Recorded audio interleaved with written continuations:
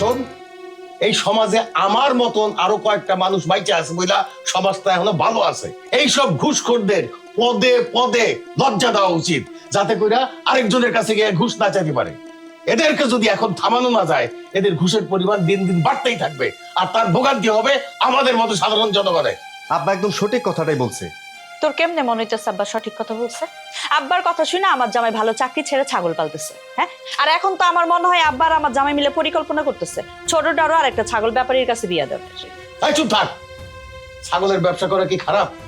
হ্যাঁ, সে একটা সৎ ব্যবসা করতেছে, ব্যবসা তো ব্যবসায়ী। আপনি তো জানেন না আব্বা, শ্বশুর বাড়িতে রাস্তাঘাটে তার এই ছাগল পালা নিয়ে আমার দুনিয়ার কথা শুনতে হয়। মানুষ আমার দেখলে কয় ছাগল ব্যাপারীর বউ, ছাগল ব্যাপারীর বউ। এসব শুনতে আমার ভালো লাগে? কি কষ্টে যে আমি সংসার করতেছি সেটা গেলে আমিই জানি। মানুষ যা কয় কোক গা, তোর জামাই সৎ, এইটাই হচ্ছে বড় কথা। আমার কোনো জায়গায় কোনো মান সম্মান থাকলো না। কিসের মান সম্মান থাকলো না? এগুলা এগুলা পাত্তা দিবি না।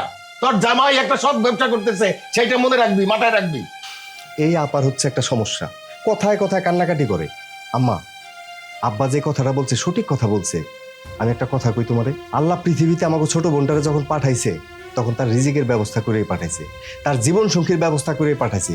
কিন্তু তার মানে এই না যে জোর করে তার আমরা ঘুষ করে সাথে বিয়ে দিব। দেখছো, তোমার ছেলের কথা শুনছো? সে একটা সঠিক কথা বলছে। কেন বলছে? সে সৎ বুঝলা, ভিতর থেকে সে সৎ।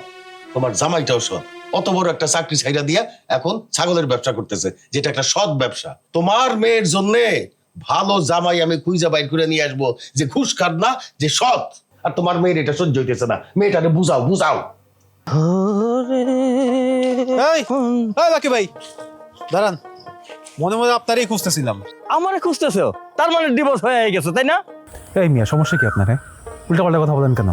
আমি উল্টাপাল্টা কথা বললাম মানে বুঝলাম না, কিসের কথা বলতো? আমি উল্টাপাল্টা কথা বলবো কেন ভাই? আপনার কি মাথায় কোনো সমস্যা আছে? হ্যাঁ, আপনি আমার বউর এসব উল্টাপাল্টা কথা কি বলেন? আরে তোমার বউর আমি কি বলবো? কোনো কথাই তো বলি না উল্টাপাল্টা। ও আচ্ছা, বুঝতে পারছি। হয়েছে কি, তোমার বউর যদি ডিভোর্স হয়ে যায় তাহলে আমি ওরে আরেকটা জায়গা বিয়ে দেবো, এই নিয়ে কথা বলছি। আমি আপনার কইছে আমার লোক ডিভোর্স হইব, আপনার এত চুলকায় কে? আরে ভাই, তুমি কও নাই, আশেপাশের মানুষ তো কয়। তোমার বউর মুখের দিকে তাকাইলে তো আমি সবকিছু বুঝি। আরে মেয়েটা কি অসহায়, চারিদিকে নির্যাতন চলতেছে, তুমি নির্যাতন করো, তোমার মা বাপ নির্যাতন করে, কি যে সমস্যার মধ্যে হয়েছে। হয়েছে কি ভাই, আমার দ্বারা ভালো একটা ছেলে আছে, ওই ছেলে বলছে ডিভোর্সে একটা মেয়ে বিয়ে করতে চায়। আর তোমার বউর যদি ডিভোর্স হয়ে যায়, আমি সাথে সাথে ওই ছেলের সাথে তোমার বউর বিয়ে দিয়ে দিতে পারি। হ্যাঁ, আপনার মাথা খারাপ হয়েছে নাকি?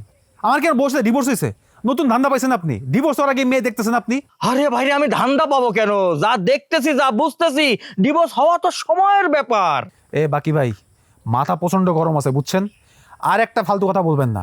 আমার বউয়ের সাথে যখন আমার ডিভোর্স হবে, তখন আপনি আমার বউয়ের সাথে কথা বলবেন। এর আগে যদি আমার বউয়ের সামনে আপনার আমি দেখছি, খবর আছে কিন্তু আপনার।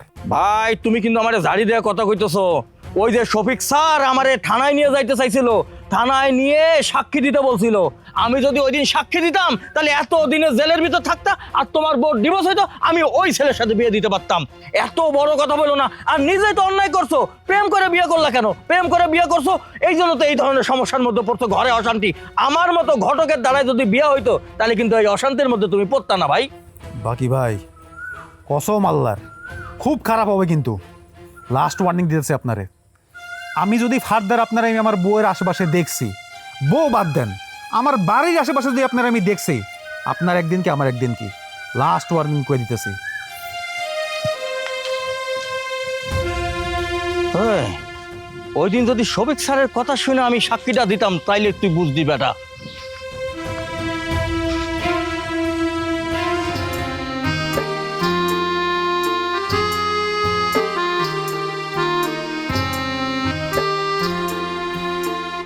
শূন্য থেকে আসে মানুষ, শূন্যে চলে যায় গো, শূন্যে চলে যায়। খালি হাতে আসে মানুষ, খালি হাতে যায় গো, খালি হাতে যায়। কেউ বা আবার হয় ভাবিলেন, কেউ বা আবার হয় ভাবিলেন, কেউ আবার হয় হিরো। অবশেষে জিরো মানুষ, অবশেষে জিরো।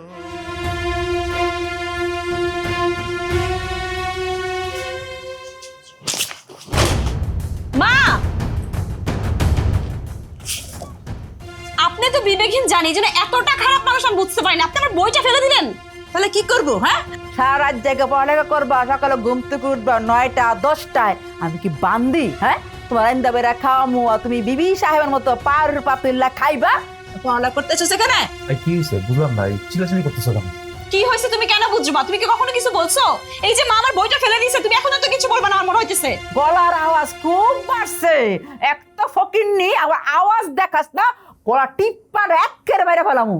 এই শোন, কালকা সকাল তুই তোর বাবার বাড়ি যাবি, গিয়া টাকা নিয়ে আসবি।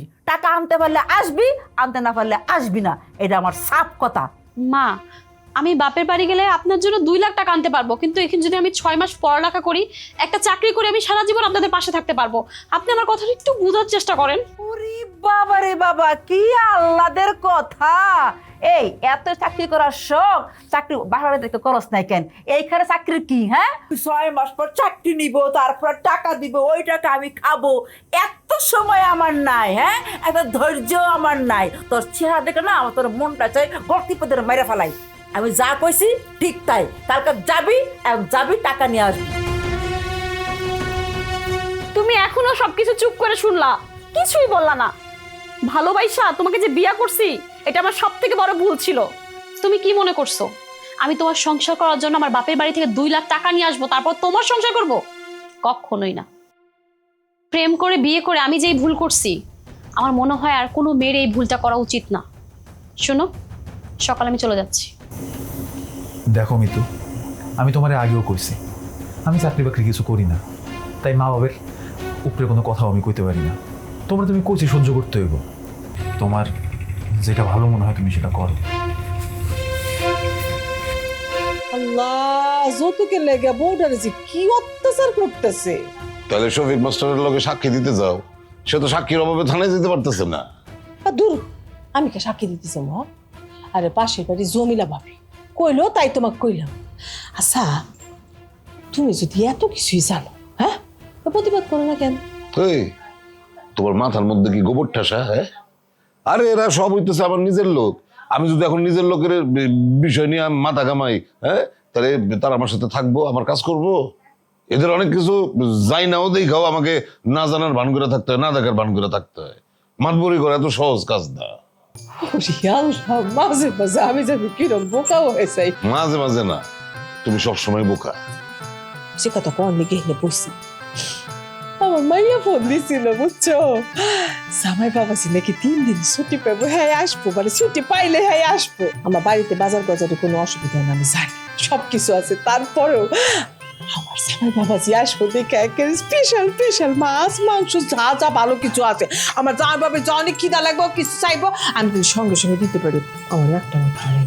আরে ওই বলা খুব ভালো হয়েছে, খুব ভালো করছো। মানে কতদিন পরে মায়ের আপনি দেখবো না।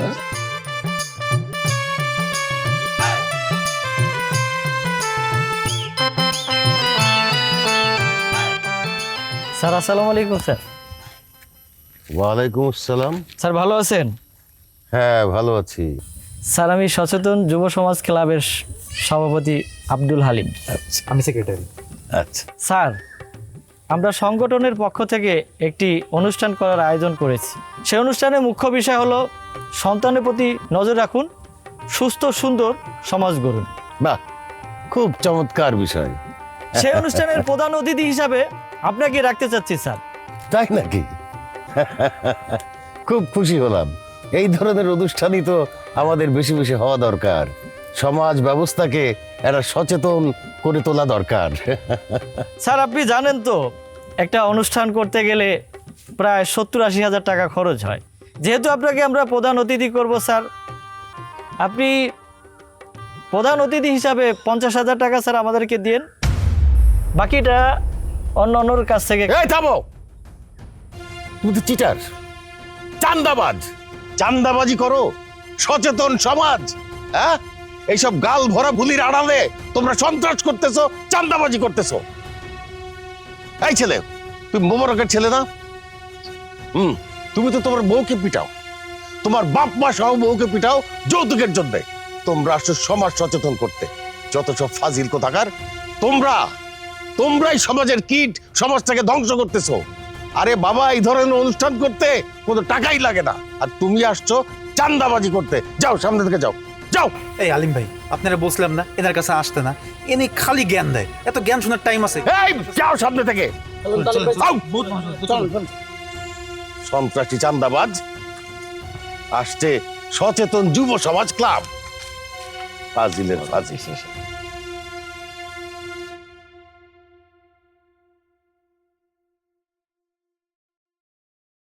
চাচার কাছে যাওয়া দরকার নেই। খাই কান দুশ্মার কালো, খাই কান টাকা দিব। এই বাতি যারা খারো, কি ব্যাপার? তোমাকে মন খারাপ কে লিগা? কি হয়েছে?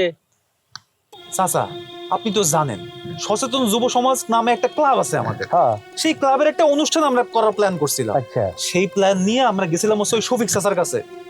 তার কথাবার্তা শুই না মন মেজাজটাই খারাপ হয়ে গেছে। সবজি মাস্টার কি কয়? আরে কাকা কি কয় জানেন না? এই হালিম বাড়ি 100 বার না করছি যে হার কাছে যায় না। হার কাছে কয় টাকা আছে? হার কয় টাকা বেতন পায়? কয় টাকা দিব আমাকে কোন তো? টাকার বিষয়টা তো বুঝতেছি না, বুঝে কও। আরে চাচা, একটা অনুষ্ঠান করতে গেলে টাকা লাগে কিনা বলেন? অবশ্যই লাগে। একটা অনুষ্ঠান করতে গেলে 70-80 হাজার টাকা লাগে কিনা? 70-80 হাজার না, তার চেয়ে বেশি লাগে। যদি গর্জিয়াস করে অনুষ্ঠান করতে চাও তাহলে তো লাখ টাকার উপরে লাগবো। এই যে চাচা দেখেন, আপনি কত সুন্দর বুঝলেন। অথচ তারে আমরা বললাম যে আপনাকে আমরা চিফ গেস্ট বানাবো। 50,000 টাকা দিলে কিন্তু আমাদের সুন্দরভাবে অনুষ্ঠানটা হয়ে যায়। এই 50,000 টাকার কথা শুনে সে আমাদেরকে যে অপমানটা করলো, মাথাটাই গরম হয়ে গেল। অপমান করবো না তো কি করব? এই হ্যাঁ টাকা দিব করতে, কয় টাকা ইনকাম করে? হ্যাঁ, এই কথাটাই আমি কইছিলাম। কাকা, আপনি কি প্রধান অতিথি হবেন? এই আমার কথা কইতেছো কি লিগা? তুমি জায়গা মতন যাইতেছো না। শোনো, যদি চিফ গেস্ট করতে চাও, আমাকে আজগর ভাই আছে না? হ্যাঁ। আজগর ভাইয়ের কাছে যাও, আজগর বাইরে করো। আচ্ছা মানলাম হ্যাঁ লেখাপড়া জানে না, কিন্তু হ্যাঁ যে বুঝ জ্ঞান, ওরে বাবারে বাবা, এর সাথে আমি থাকি, আমি কিন্তু বুঝি কত বড় জ্ঞানী মানুষ। হ্যাঁ হ্যাঁ চিফ গেস্ট করো, কত টাকা লাগবো আমি দিমু, এটা আমি ব্যবস্থা করবো। তাইলে সগির চাচা, আমাকে আর কোনো কথা নাই। চিফ গেস্ট হিসেবে আমাকে আজগর আলী চাচারই লাগবো। কেমনে লাগবো এটা আপনি বুঝবেন। ঠিক আছে, কোনো চিন্তা করো না, চল আমার সাথে আজগর ভাইয়ের কাছে। আয়ো চলেন।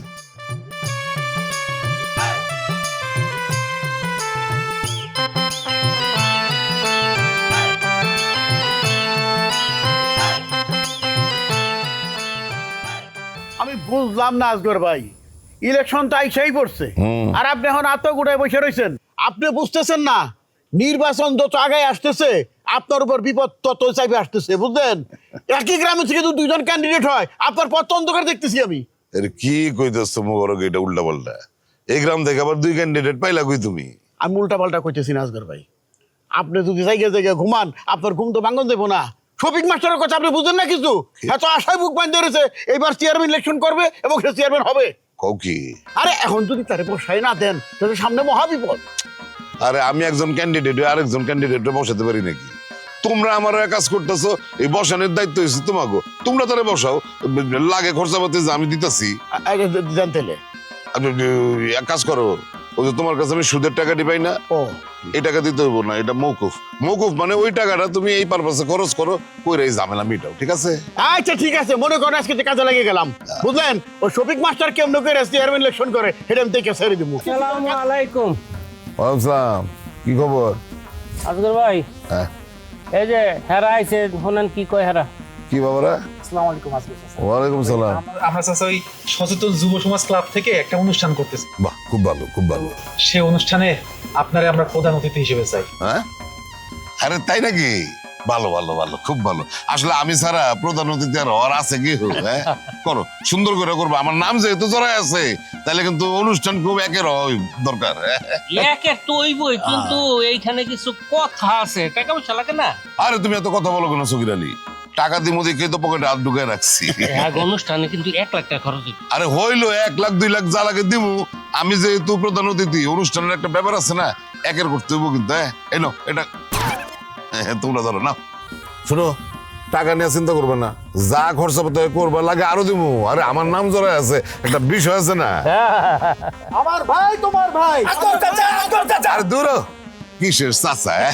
চাচা না, চাচা না, স্লোগানে সবসময় ভাই কইতে হয়। সামনে নির্বাচন করুম না, অন থেকেই প্র্যাকটিস করো। আমার ভাই তোমার ভাই, আজগর ভাই, আজগর ভাই, আমার ভাই তোমার ভাই, আজগর ভাই, আজগর ভাই, আজগর ভাই, আজগর ভাই। ভাই টাকার ব্যবস্থা তাহলে কিন্তু হয়ে গেল। ওই আসলে রা, ভাই ভাই খারাপ। আমার চেয়ে তোমরা যাইতেছো ব্যাপারটা কি? চাচা, কোথাও যাবেন? যাবো মানে আমি তো তোমার কাছে এসি, তোমরা আমার তুই কই যেতেছো গা? এই যে পিছে পিছে ডাক পাঠাচ্ছি, ও বাইসেরা খারাও খারাও, তোমরা খারাও না খালি যাইতেছই। খারাইতে কইতাছি ওই যে টাকাটা যে লয়ে দিলাম, তোমরা যে লয়ে আইলা, এটা কেমনে লয়ে দিলাম দেখছো? আমি কইছি না তুমি আমি টাকা লয়ে দিমু, দিছি নি? মানে বান্ডিলটা বার কর।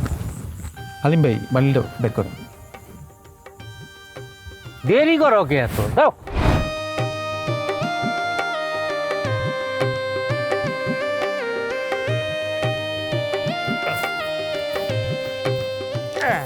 নাও দাঁড়া, শোনো, এই যে টেহাটা লইয়া দিছি তোমাকে, এই টেহাটা লইতে অনেক কষ্ট হয়েছে, বুদ্ধি খারাইতে হয়েছে, এই ব্রেনটা খারাইতে হয়েছে।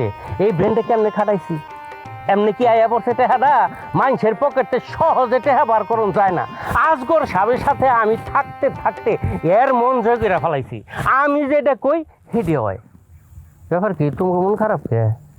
হ্যাঁ, একজন খালি একটু হাসলো সবার মন খারাপ, এটা নিচে দিয়ে দালাল মনে করতেছ? আরে বাবারে, আমি দালাল না। এই সগির চাচার মতন মানুষ না থাকলে সমাজে তোমরা যে এই অনুষ্ঠান করো, এই অনুষ্ঠান জীবনে করতে পারতো না। আমি তো লাইন গেট কইরা তোমাকে এই অনুষ্ঠানগুলি করাই দিছি না? এই যে টেহালো দিছি না, কও তাইলে তোমরা মন খারাপ করো তোকে? ওই যে সবার মন খারাপ, বুঝছিস? টেহানো না তুমি মন খারাপ না, লে যাও তুমি। সকির চাচা কি দরকার? আমরা বুঝছি তো চাচা, নেন না আপনি রাখেন। আমরা তোমার ডিমান্ডও ছিল 50,000, লয়ে দিচ্ছে কিন্তু। আর যে বাকি 50,000 দিব কইছে, হ্যানটা কিন্তু তোমাকে আমি 30,000 দিয়ে বাকিটা আমি নেবো। তোমার কোনো আপত্তি আছে?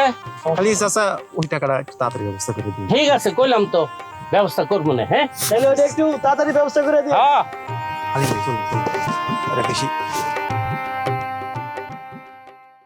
আরে ভাই রে, পাগলের বাড়ি না, সে তো একজন মাস্টার, শফিক মাস্টার, ভালো লোক। হ্যাঁ দুর্মিয়া, মাস্টার, সে মাস্টার হইতে পারে, কিন্তু তার তো আমার সুস্থ লোক মনে হয় নাই। দুনিয়ার কোনো সুস্থ বাবা তার পাত্রের ইনকামের সোর্স জিজ্ঞেস করে? আরে সবাই তো চায় যে তার মেয়ের জামাই কত টাকা ইনকাম করে, এটা হলো আসল। সে জিজ্ঞেস করতেছে আমি ঘুষ খাই কিনা, আর পাবলিকলি সে আমাকে ঘুষ করতে পারে?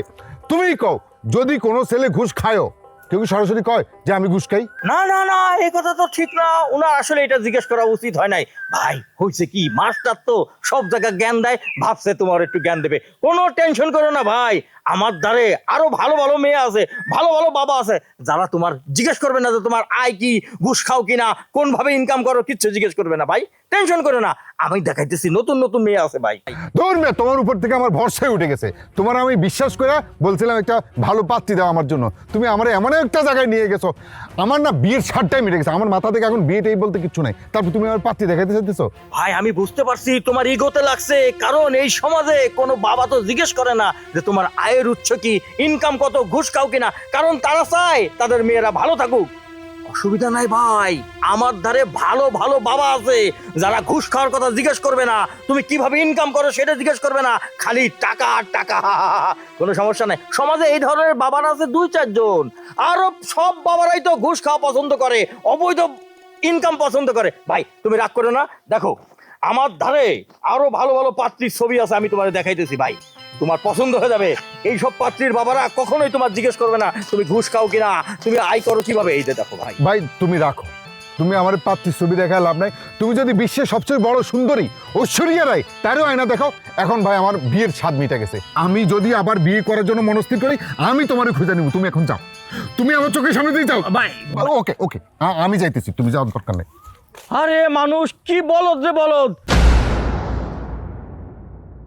যে দালাল যুব সমাজ আই যে আজকে ওই আরে টানুসকে আমি দালাল না তো, আমি কি লিখছি আপনি কি কোন দামাল ছিলে? তুমি এটা কি বলো যে আমার সাথে কখন কোন কথাটা বলতে হবে মুরব্বীদের সামনে, এটা তোমার একটু চিদম জ্ঞান থাকতে হবে না?